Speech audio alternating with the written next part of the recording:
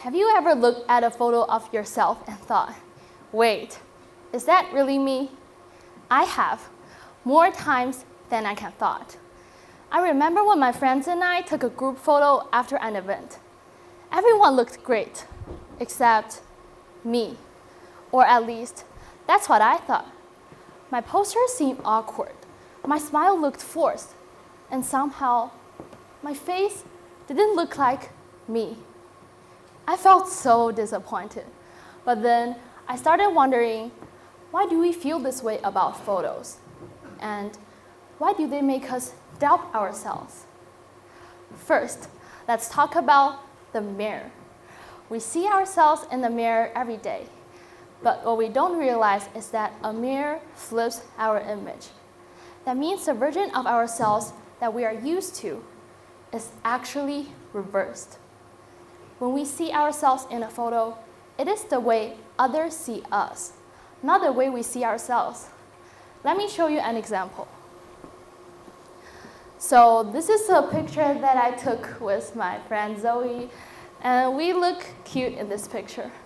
However, this is the version that you observe us. After flipping it, both of my friends and I think that our face looks more harmonic and our facial expression relaxes. But why? Because most of us, our facial expression is not that symmetrical. So a single flip can make a huge change. It is like hearing a recorded voice and thinking, do I really sound like that? Yes, you do, but your brain isn't used to it. This is actually backed by science. A study conducted by psychologist Robert Zajonc found that people prefer themselves more attractive in the mirror rather than inside photos. This is due to the concept called repeated exposure. We see ourselves in the mirror every day, and as the frequency increases, we grow comfortable with it. However, others usually observe you in that flipped way, which means that they grow more familiar with you in that reverse version, which is the way that you look in a photo. Basically, the version that you think is weird is actually the one that everybody else loves and recognizes. And let's be honest, we are our own worst critics. When we look at a photo of ourselves, our eyes go straight to what we don't like. Why is my hair like that? Why do I look so tired? Take myself for an example. This is a picture that I took with my cute niece. And after examining the picture, this is what I can see, the parting of my hair. It's pretty horrible, isn't it? I was considering whether deleting this picture or not, but I stopped. I reconsider, because this is not the full picture. The full picture is actually me hugging my cute niece. Of course, this is a memorable memory in my life, and I will never delete this photo.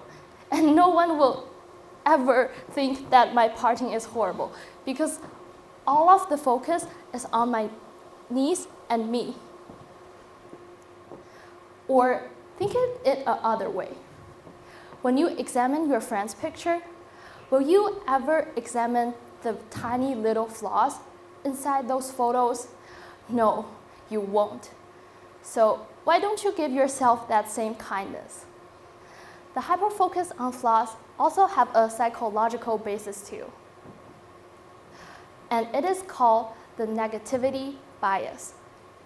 When we see ourselves inside the photos, our eyes go straight to the negative things instead of the positive ones.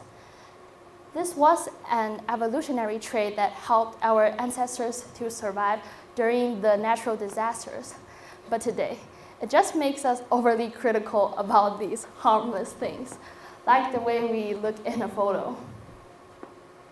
Another reason that we think we don't look good in photos is that a photo never fully captures you, literally. A single snapshot freezes a moment in time, but we are dynamic beings.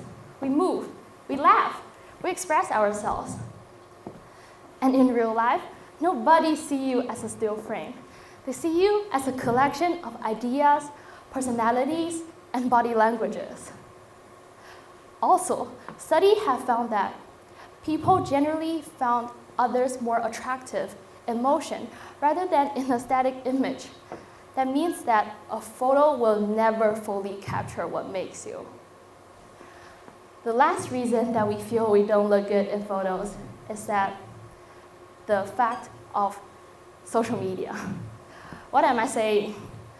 Social media have warped our expectations of what we should look like in photos. With editing apps, professional level posing tips, and filters available to everyone. The photos that we compare ourselves to online are often unrealistic. But why am I saying this? Let's see a comparison. Okay, so the first one is me. Even though there's some makeup on my face, but it's the natural me.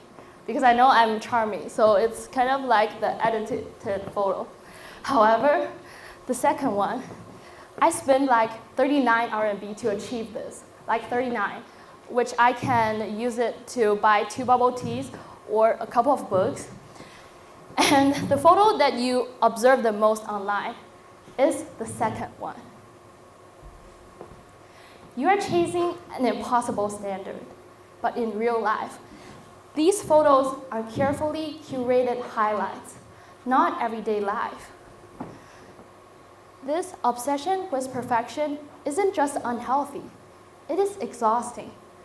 According to the Royal Society of Public Health, social media platforms like Instagram have contributed to higher level of body dissatisfaction, depression, and anxiety. So, just stop to compare yourselves with these pictures. It is useless. The next time you see a photo of yourself, instead of picking apart what you don't like, try seeing it the way a friend would. See the joy, the happiness, and the uniqueness. And don't forget to take more pictures because you look good in every picture. And finally, let's do a quick experiment. So if you have a phone or iPad, please take it out. Okay, so there are 2 ways for you to take pictures if we assume. One from above, like do this. Take a selfie of yourself, and of course smile. Oh, I see Mr. Sheridan is doing it. Okay, so the second angle is from below, like this. Just take it from here. Yeah, do it. I know you will delete it after this show, but just take it. Which one do you like better? The first one or the second one? Yeah, most of you would say the first one. But here's something interesting. The angle that your future kids, your pets, and even your loved one observe you the most is the second one. But do they still love you? Yes, of course. They love you just as you are, from every angle. What if we change the way we see photos? Instead of seeing them as a test of beauty, what if we saw them as a memory?